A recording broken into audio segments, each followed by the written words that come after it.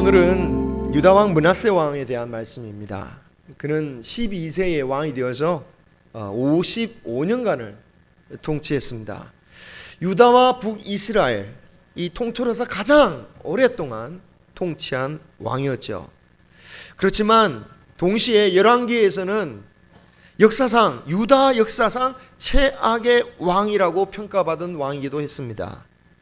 므낫세 이후에 약 100년간 유다가 지속되는데요, 무려 100년이 지나지만 그 멸망의 원인을 멸망되기도 이전인 100년 전에 므낫세에게 둘 정도로 므낫세가 잘못을 했다는 겁니다.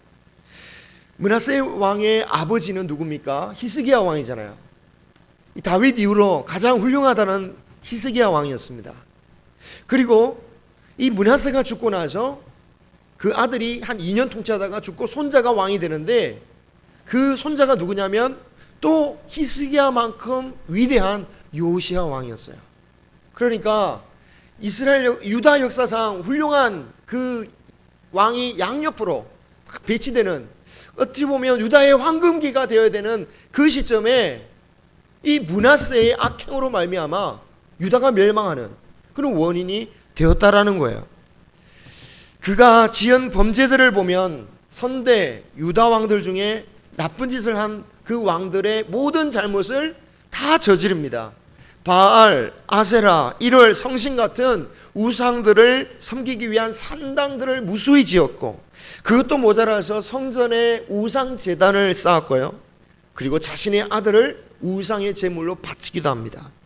점치고 요술하고 신접한 자와 만나고 무당, 박수무당을 신임했습니다. 정말 열심히도 우상을 섬겼어요. 아니, 왜 이렇게 부지런히 하나님을 배신해서 우상을 섬기는 것일까? 그렇게 한 데는 현실적인 이유가 있었던 거예요. 당시 강대국이었던 아수르에게 잘 보이기 위함이었습니다. 여러분, 그의 아버지 히스기야가 누구하고 싸웠습니까? 아수르하고 싸웠습니다. 어떻게 싸웠습니까? 여호와의 믿음으로, 하나님의 믿음으로, 다른 것 가진 거 하나도 없이 오직 여호와를 향한 믿음으로 말미암아 아수르가 포위했지만 그 전쟁에서 아주 대승을 거뒀어요. 아수르가 아주 휘청거렸습니다. 그 왕도 그 전쟁의 실패로 말미암아 부하에게 죽음을 당해요. 그렇기 때문에 이 유다에 있어서 여호와 신앙이 얼마나 중요하고 핵심적인 것은 이 아수르도 잘 알고 있었던 겁니다. 그런데 그 아수르에게 잘 보이려면 어떻게 해야 되느냐? 이 여호와의 신앙을 포기하면서 우상을 섬기려고 했던 거예요. 우리가 이제 달라졌다, 우리가 달라졌어요 라고 하면서 잘 보이려고 했던 겁니다. 그렇게 신앙을 포기하면서까지 아수르의 마음을 잡으려고 했던 이유는 경제적인 이유였어요. 히스기야가 승리하고 교만해져서 자신의 왕궁과 성전에 있는 모든 재물을 바벨론 사절단에게 보내준 이후로 이 이스라엘도 그렇게 썩 경제 형편이 좋지 않았습니다. 반면에 아수르는 여전히 건재했어요. 그리고 히스기야에게 패한 보복으로 경제 봉쇄 조치에 들어갔습니다. 교역료를 막아버리고 이 유다를 국제적으로 고립시켜버린 거예요. 이에 므낫세는 아수르에게 잘 보이기 위해서 조공을 바치기 시작합니다. 지금까지 남아있는 기록에 의하면 이 므낫세 당시의 유다는 아수르에게 조공을 바친 가장 충성스러운 소국 중에 하나였다라는 평가가 기록되어져 있습니다. 자, 이 정도로 하니까 봉쇄 정치도 풀리죠. 어떻게 됐겠습니까? 유다의 경제가 조금 살아나기 시작했습니다. 백성들의 형편도 나아지기 시작하면서 히스기야 때보다 더 많은 인구가 증가하기 시작했고, 그 시대의 건물을 보면은 히스기야 때보다 훨씬 더 발달된 건물들이 발견되고 있어요. 여러분, 이런 관점으로 보니까 이 므낫세에 대해서 어떤 생각이 드십니까? 이 열왕기, 이 성경의 관점이 밖으로 보니까 뭔가 좀 다르게 볼 수 있지 않겠습니까? 만약에 세상의 관점에서 보자면 므낫세는 꽤 괜찮은 왕이었다, 라는 평가를 받을 수도 있었을 거예요. 물론 신앙적인 측면에서만 악을 행한 건 아닙니다. 무고한 사람도 많이 죽였어요. 열왕기하 21장 16절을 보면은 무고한 사람의 피를 어느 정도로 흘렸냐면 예루살렘 이 끝에서 저 끝까지 가득 채웠다. 그 정도로 많이 죽였다라는 거예요. 하지만 세상의 평가는 어떻습니까? 얼마나 많은 사람이 희생되었느냐라기보다는, 그것으로 판단하기보다는 얼마나 나라가 경제가 성장하고 얼마나 힘이 있어졌고 얼마나 더 나라가 발전했냐, 그걸로 판단하잖아요. 그러니까 그 기준으로 보자면 결코 므낫세는 나쁜 왕으로 기록되어지지 않았을 왕이라는 겁니다. 므낫세 자신도 자신을 정당화했겠죠. 내가 나라의 발전을 위해서, 국민의 민생을 위해서 내가 어쩔 수 없이 희생했다, 어쩔 수 없는 일들을 했다라고 말했을 거예요. 그리고 현재도 많은 현재 그리스도인들도 그런 관점으로 세상을 바라볼 경우들이 많이 있는 것 같습니다. 여러분, 이런 관점을 가졌다면 이 므낫세를 신앙적인 관점에서 열왕기 관점처럼 악하다, 천하의 몹쓸 사람이다 라고 말하는 이러한 성경적인 관점이 어떻게 보이겠습니까? 편협한 관점이다, 시야가 좁다 라고 말할지 모르겠어요. 분명 우리는 좀 더 넓은 세계관으로 세상을 바라볼 필요가 있습니다. 세상을 많이 알 필요가 있습니다. 하지만 중요한 것은 우리의 길을 잃어서는 안 된다라는 거예요. 우리가 걸어가야 할 길을 잃어버려서는 안 됩니다. 우리의 길을 잃지 않기 위해서 때로는 세상의 평가와 비난을 감내할 수가 있어야 돼요. 더 나은 세상을 때로는 포기할 수도 있고, 때로는 세상에서 뒤처지는 것도 각오할 수 있어야 됩니다. 예수님께서 말씀하셨잖아요. 나를 따르려거든 너희가 어떻게 해야 되냐고, 생명도 버리라고 하셨잖아요. 우리가 존경에 맞지 않는 순교자의 삶이 꼭 우리 앞에 꼭 칼이 들이닥쳐야, 총을 들이대야 그때만 그런 순간이 오는 게 아니라 우리의 삶 속에서 얼마든지 그러한 순간은 찾아오고 있습니다.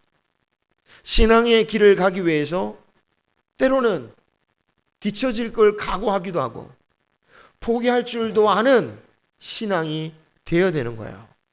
하나님이 계시다면 이 모든 것을 제 다 가질 줄 믿습니다, 그런 신앙이 아니다라는 거예요.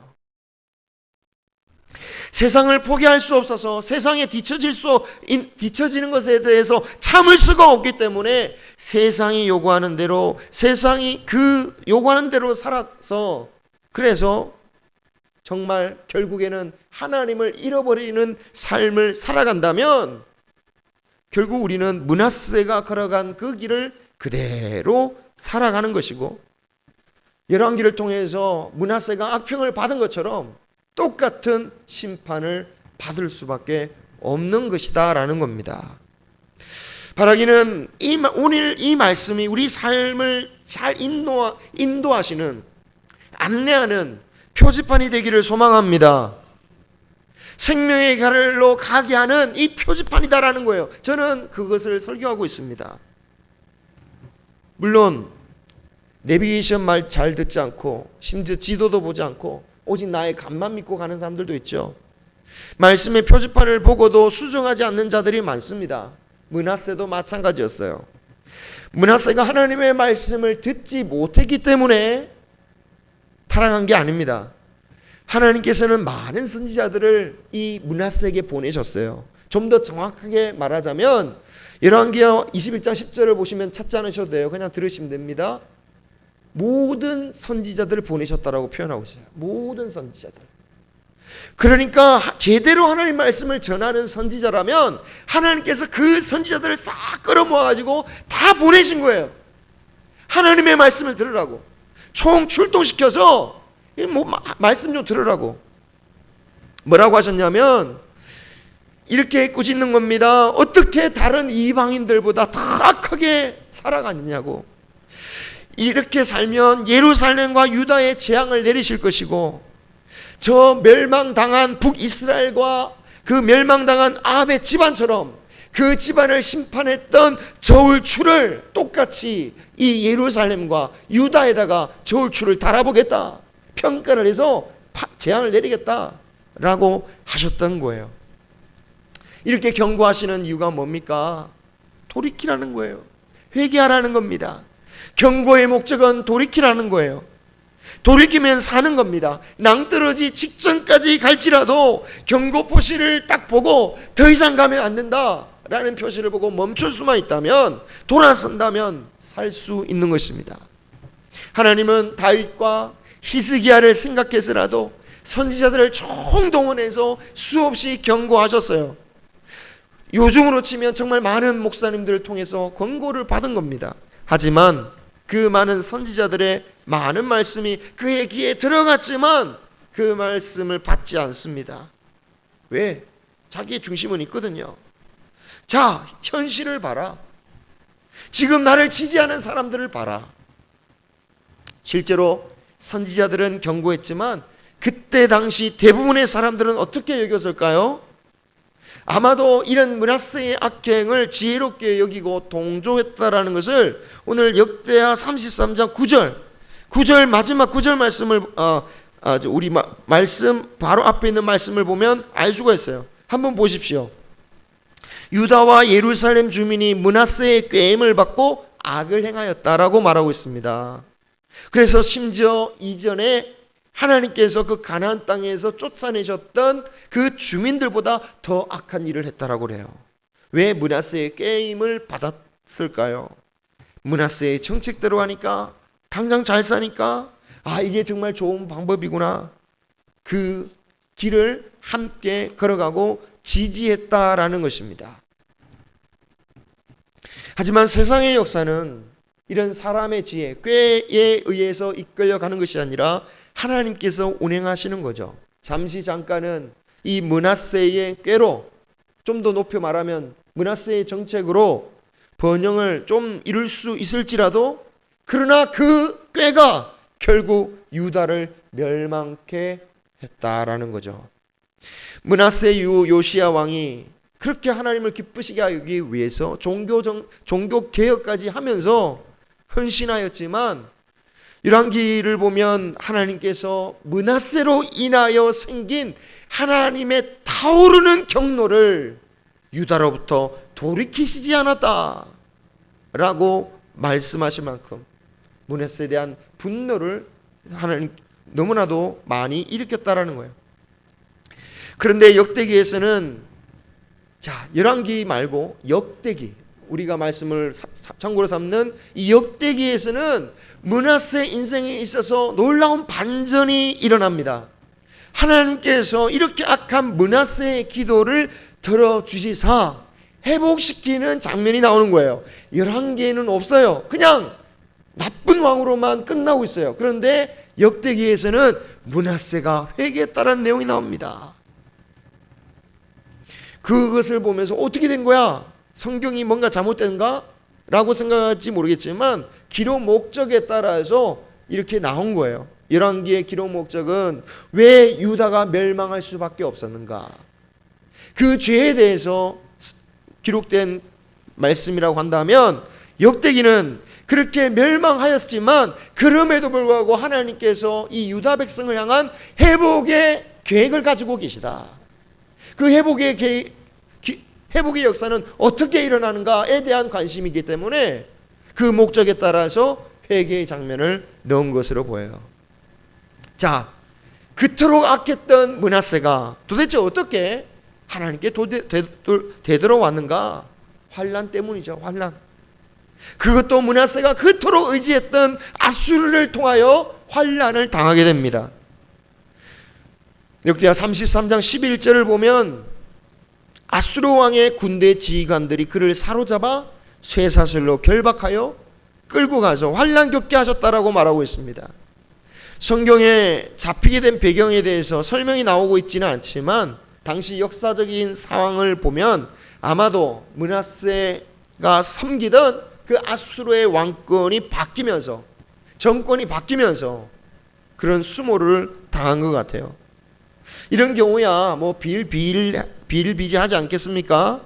핵심 권력을 잡은 동지끼리도 원수가 되고, 같이 정권을 잡은 사람끼리 원수가 되어서 서로의 등을 치는 일들은 뭐 동서고금을 막론하고 늘 일어나는 일이죠. 그런데 이런 설명은 보이는 현상만 제가 설명한 것이고요, 이 역사의 배경에는 누가 계십니까? 하나님이 계신 거예요. 세상을 의지하던 므낫세에게 그 의지하던 세상에 의해서 배신당하도록 하신 거예요. 당장은 좋아 보일지 몰라도 그 세상의 권세를 의지하는 것이 얼마나 헛된 것인지, 물론 이것을 끝까지 깨닫지 못하고 죽는 사람들 많지만, 감사한 것은, 참 다행스러운 것은 므낫세가 하나님께 돌아왔다라는 거예요. 12절 후반절에 보면 그는 그의 조상들의 하나님 앞에 크게 겸손했다라고 하고 있습니다. 이제까지 조상들의 신앙을 어떻게 본 거예요? 얕본 거죠. 교만했죠. 아버지를 바라보면서 아버지의 그 신앙을 우습게 여긴 겁니다. 자신이 친아수르 정책을 펴면서 한창 잘 나가고 있을 때에 아마 우습게 볼만도 했을 겁니다. 아니, 고지식하게 아버지처럼 하나님을 섬겨서 받은 복이 뭐가 있냐라는 거죠. 하나님을 믿어서 아버지 정도 되는 것보다 강대국 아수르에게 정책을 잘 보여서 얻는 것이 더 낫다라고 생각했을 것입니다. 세상에 보이는 것으로만 판단하는 사람에게 하나님을 믿는 신앙은 웃어 보여요. 아무것도 아닌 것처럼 보이는 거예요. 하나님을 믿지 않고 부정하는 세상이 훨씬 더 강하고 더 신뢰할 만하다라고 생각할 수밖에 없겠죠. 우리가 므낫세 왕의 이야기를 쉽게 보고 넘어갈 일이 아닌 것은, 우리가 하나님을 믿는다고 하면서도 실제적으로는 므낫세와 같은 관점으로 교회를 바라보고 세상을 바라볼 때가 참 많이 있더라는 거죠.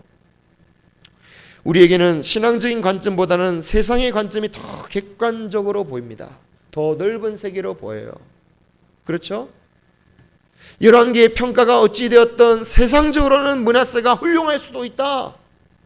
세상을 살아가려면 열왕기적으로만 판단할 것이 아니라 세상적으로 므낫세도 인정해야 되지 않냐라고 생각하는 거예요. 생각할 뿐만 아니라 그렇게 살아갑니다. 심지어 교회 안에서조차도 이런 세상의 권력 또는 공권력 또는 돈의 위력에 대해서 믿음이 아닌 세상의 방식으로 따라가면서 이것이 지혜다 라고 주장하는 경우들을 봐요. 그런 식으로 교회를 운영하는 경우도 있습니다. 당장 교회 재산이 늘어나기도 하고요, 심지어 교인 수가 늘어나기도 합니다. 부흥이라고 하지만, 그러나 당장 사람들에게 인기가 있다고 해서, 지지를 받는다고 해서 그것이 제대로 된 길이냐? 그렇지 않을 수 있다는 것을 우리는 기억해야 됩니다. 우리는 하나님의 말씀을 제대로 묵상해야 됩니다. 하나님께서 하나님의 백성으로 왜 바벨론 제국을 선택하지 않으셨을까요? 아수르 제국을 선택하지 않았을까요? 그 찬란한 로마 제국을 선택하지 않았을까요? 왜 그런 강대국을 선택하지 않고 그 작고 작은 나라, 또 왜 예수님은 로마 황제의 아들로 태어나지 않게 하시고 최소한 유다의 왕의 왕자로도 태어나지도 않게 하시고 그렇게 초라하게 태어나게 하셨을까요? 만약에 그렇게 태어났다면 사람들은 말씀은 보이지 않고 보이는 것으로만 판단했을 거예요. 그 권력과 건세로만 예수님을 판단했을 거예요. 심지어 사람들은 예수님의 기적을 보고도 세상적으로 판단하려고 했어요. 그러나 주님은 그렇게 초라하게 태어나심으로, 때로는 초라하게 죽으심으로 오직 주님의 육신이나 배경을 의지하지 않게 하시고 말씀과 영원한 생명을 바라보게 하셨다라는 거예요. 그리고 그것으로 사람들에게 전도하게 하셨어요.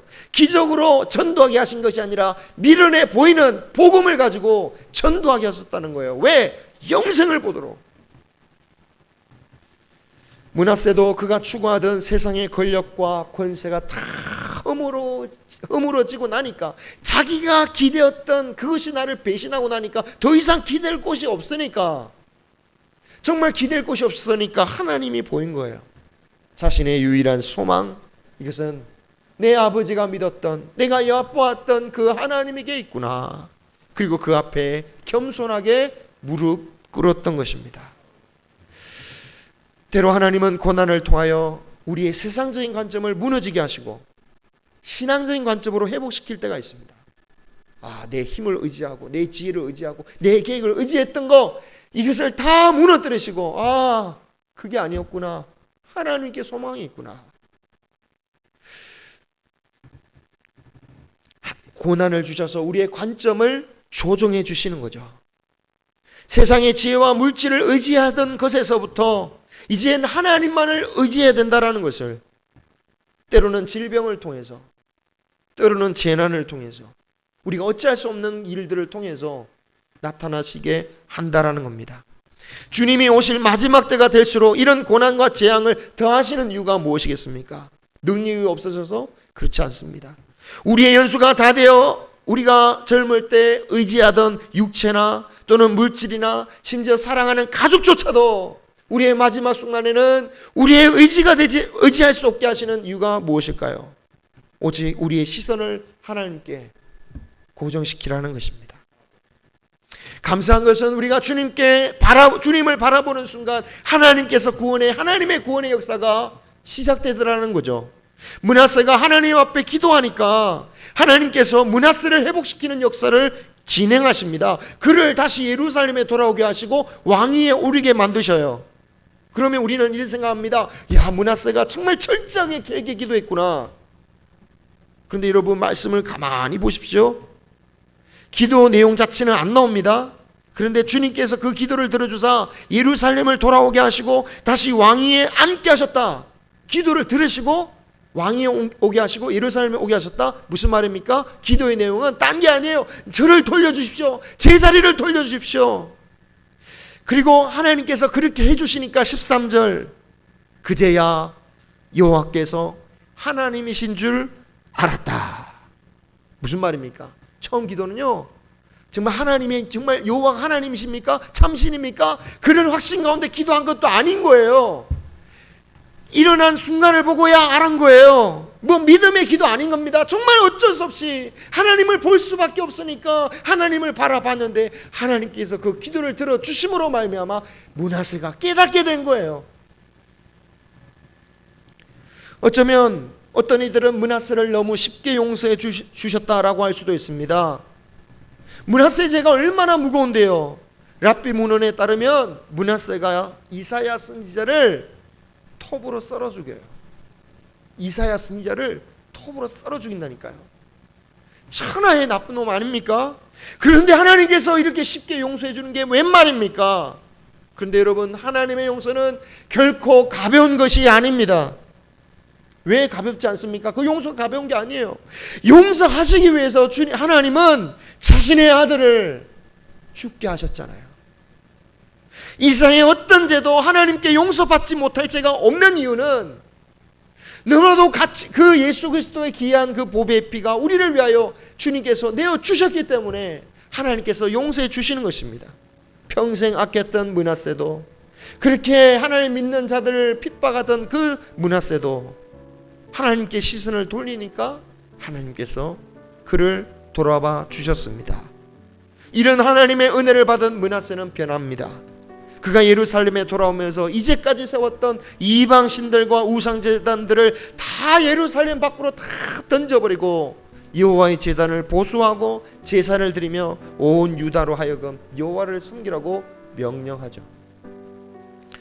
여러분, 우리의 신앙의 관점, 우리의 신앙의 식견이 좁다. 세상에 대해서 아예 모르면 그건 참 어리석을 수도 있지만, 그러나 우리 모든 세상을 알지라도 그 세상보다 더 크신 하나님을 바라보면서 그 믿음으로서 살아가는 저와 여러분이 되시기를 주님의 이름으로 축원합니다.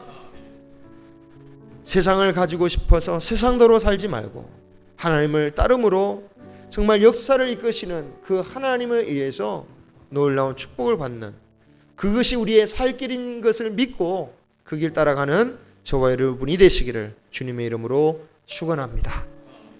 기도하겠습니다.